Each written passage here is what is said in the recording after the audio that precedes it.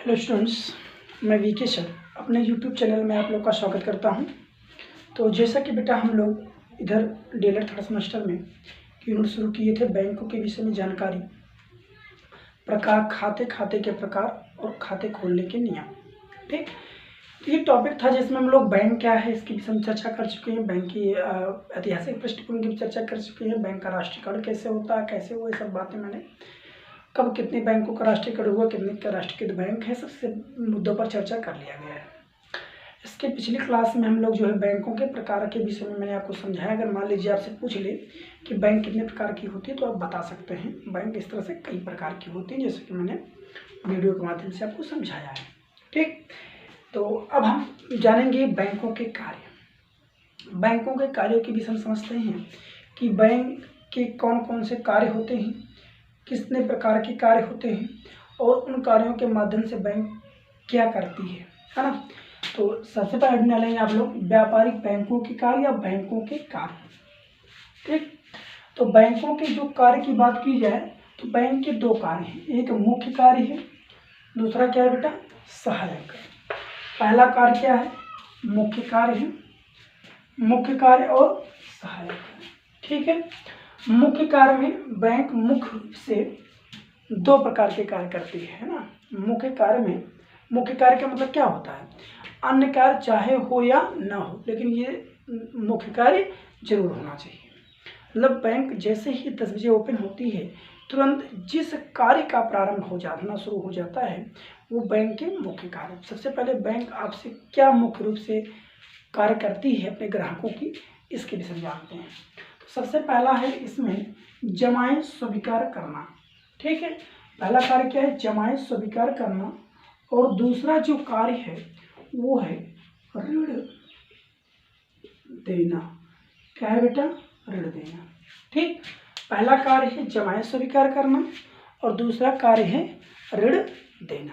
ठीक, जमाएं स्वीकार करने का मतलब क्या होता है, ऋण देने का मतलब क्या। जमाएं स्वीकार करने का मतलब होता है बेटा कि जमाएं स्वीकार करने का क्या आशय होता है कि बैंक सबसे पहले जिस टाइम ओपन होती है उस समय बैंक अपने ग्राहकों की जमा मतलब इकट्ठे की गई, ग्राहकों द्वारा इकट्ठा कमा के इकट्ठे की गई राशि को क्या करती है, स्वीकार करती है। तो उसे क्या कहा जाता है, जमाएं स्वीकार करना।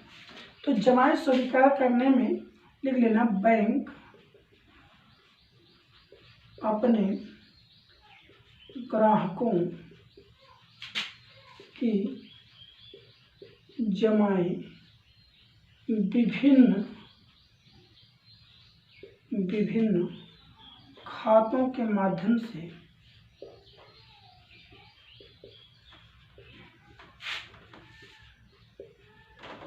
स्वीकार करती है ना। मतलब बैंक अपने ग्राहकों की जमाएं, मतलब ग्राहकों के पास जो जमा राशि होती है, मतलब इकट्ठा की गई। मान लो ग्राहक जो है 100 रुपये कमा रहा है, 100 रुपये मान लो 20 रुपये खर्चा कर दिया, इसके पास कितना बचा, 80 रुपये। तो 80 रुपये ग्राहक क्या करेगा, बैंक में ले जाकर जमा करेगा ना। तो इसका मतलब बैंक क्या कर रही है, इस जमा को एक्सेप्ट कर रही है, स्वीकार कर रही है। तो वो जो जमा होता है विभिन्न खातों के माध्यम से स्वीकार किया जाता है। वो खाते कौन कौन से होते हैं, सबसे पहला चालू खाता। क्या है बेटा, चालू खाता, जिसको बोलते हैं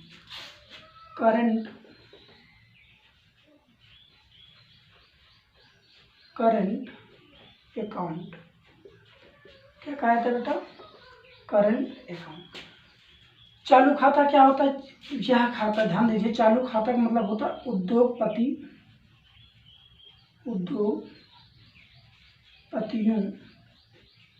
एवं व्यापारियों के लिए उपयोगी। मतलब जो चालू खाता होता है बेटा वो केवल उद्योगपतियों व्यापारियों के लिए ही उपयोगी होता है। ठीक, अब क्योंकि इन उद्योगपतियों को और व्यापारियों को दिन भर में कई प्रकार के लेन देन करने होते हैं, जिसमें प्रतिदिन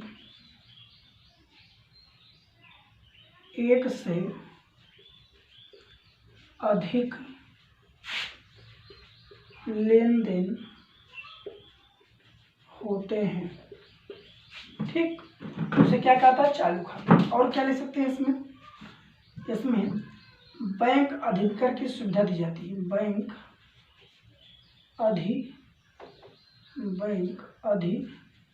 अधिविकर्ष की सुविधा देता है। इस खाते के माध्यम से बैंक अधिविकर की सुविधा देता है, ठीक। और इस खाते पर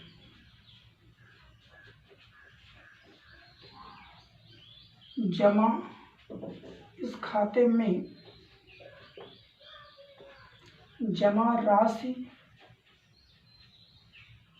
पर कोई ब्याज दे नहीं होता है ना, बल्कि बैंक खुद चार्ज लेती है। इतना जानते रहिएगा। ये किसके विषय में था? यानी नहीं, इस खाते पर बैंक चार्ज लेती है ना। इस खाते पर बैंक खुद चार्ज लेती है। तो ये तो मैंने बताया किसके विषय में? चालू खाते के विषय में। आपसे पूछ लेगा चालू खाता क्या, ऐसे पूछ लेगा। तो चालू खाता उद्योगपति, व्यापारी आदि के लिए उपयोगी होता है, जिसमें प्रतिदिन एक से अधिक लेन देन आप कर सकते हैं। यहाँ पर बैंक अधिविकर्ष, बैंक ओवरड्राफ्ट का मतलब होता है जैसे व्यापारी चाहे तो जितना उसके पास बैंक में जमा राशि है उस राशि से अधिक राशि ड्रा कर सकता है, तो उसको बैंक अधिविकर्ष कहते हैं। तो ये सुविधा आपको मिल सकती है।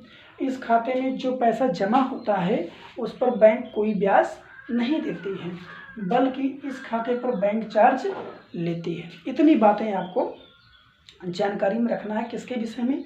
चालू खाते के विषय में, ठीक। चलो, अब अगला पहला खाता हो गया चालू खाता। अब यहाँ मैं लिखने जा रहा हूँ दूसरा खाता है बचत खाता। इसको बोलते हैं सेविंग अकाउंट, है ना। पहला खाता है चालू खाता, करंट अकाउंट। दूसरा है सेविंग अकाउंट, बचत खाता, ठीक।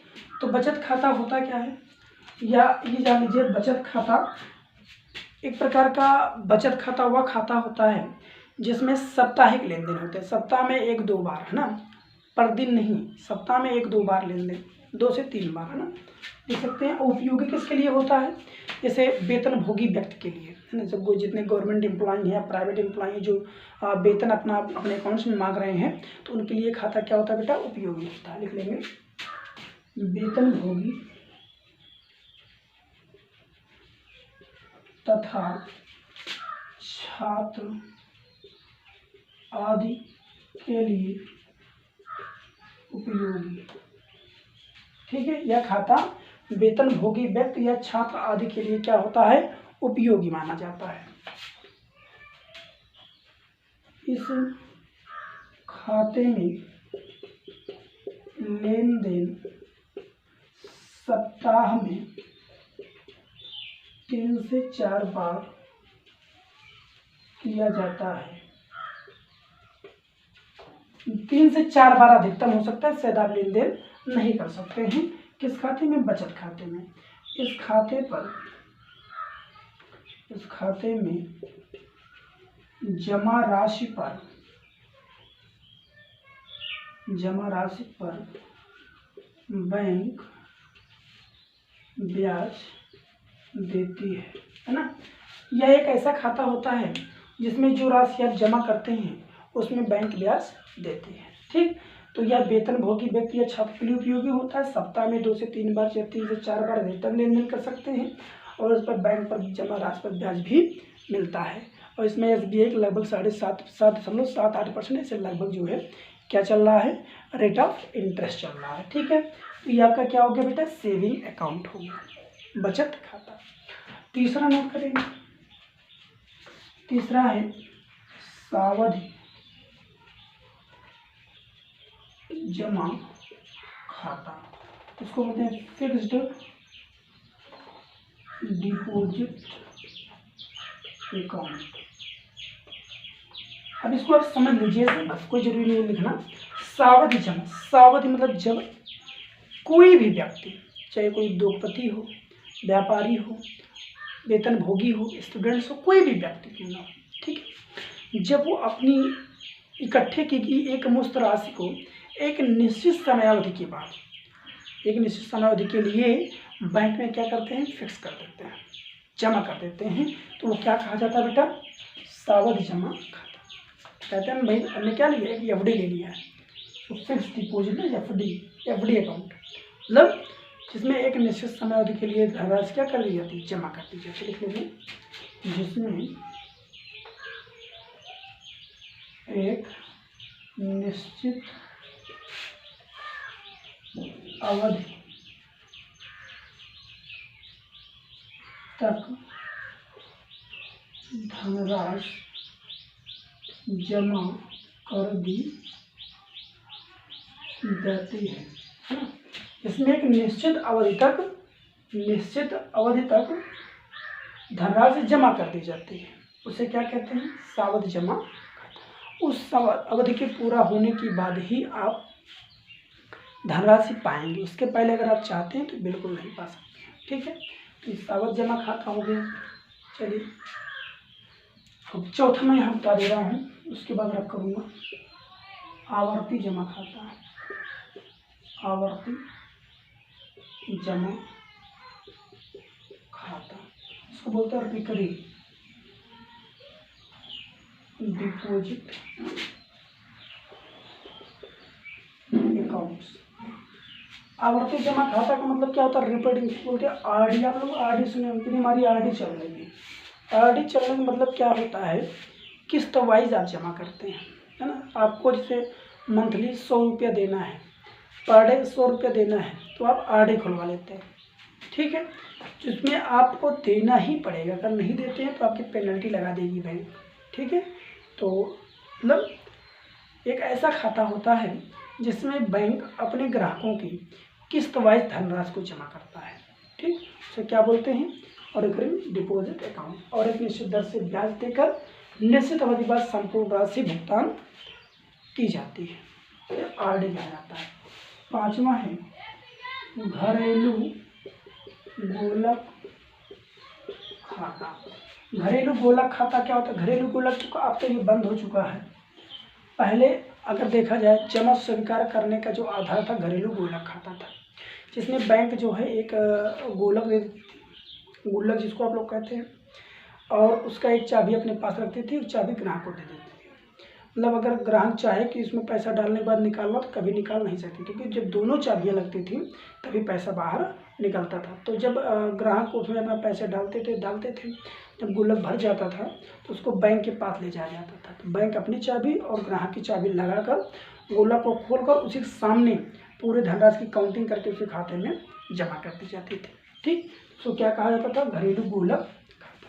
खाते कितने प्रकार के हो गए बेटा, चालू खाता, बचत खाता, सावधि जमा खाता, आवर्ती जमा खाता और घरेलू गोलक खाता। ये 5 प्रकार के खातों के माध्यम से बैंक मुख्य कार्य के रूप में जमाएं स्वीकार करती हैं।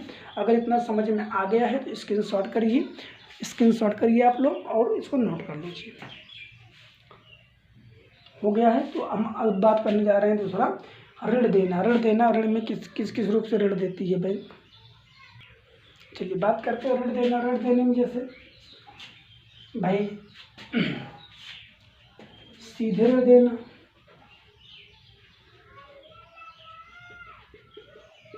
मतलब सीधे ऋण का मतलब क्या होता है, बिना जमानत के बैंक ग्राहक के मांगने पर बैंक ने उठाकर दे दिया, ठीक, ऋण देना हो गया। और बैंक अधिविकर्ष,